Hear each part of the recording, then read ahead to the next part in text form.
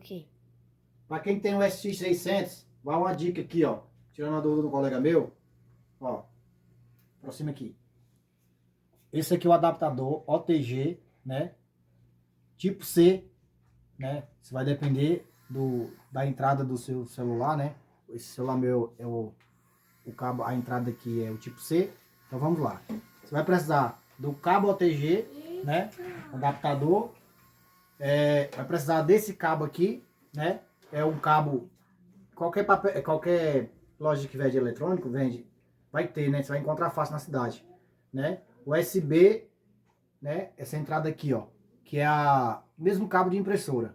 Você vai pegar essa parte aqui que é o quadradinha, né? Na entrada aqui, tio Hoster, eu acho que é assim que fala, né? Conecta. Você vai pegar essa outra ponta, coloca no adaptador, né? Vai colocar no adaptador. Você vai ver que ele vai ficar dessa forma, né?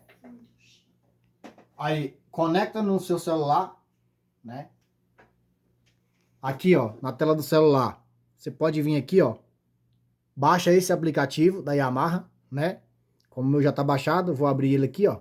Abriu, vai aparecer essa mensagem, dá OK, né? Ele vai ficar verdinho, ele vai dizer que o teclado foi conectado, tá vendo? Aí você vem aqui embaixo, né? Volta e coloca para gravar, né? Você vai ver que quando eu soltar o som aqui no teclado, vai aparecer modulando aqui o volume, né? Dá um exemplo aqui, soltar aqui o som.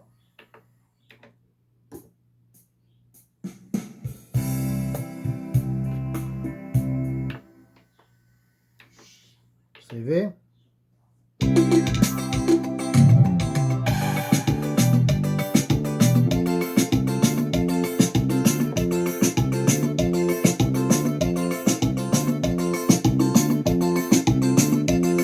Aqui agora eu vou colocar o som do teclado para vocês verem.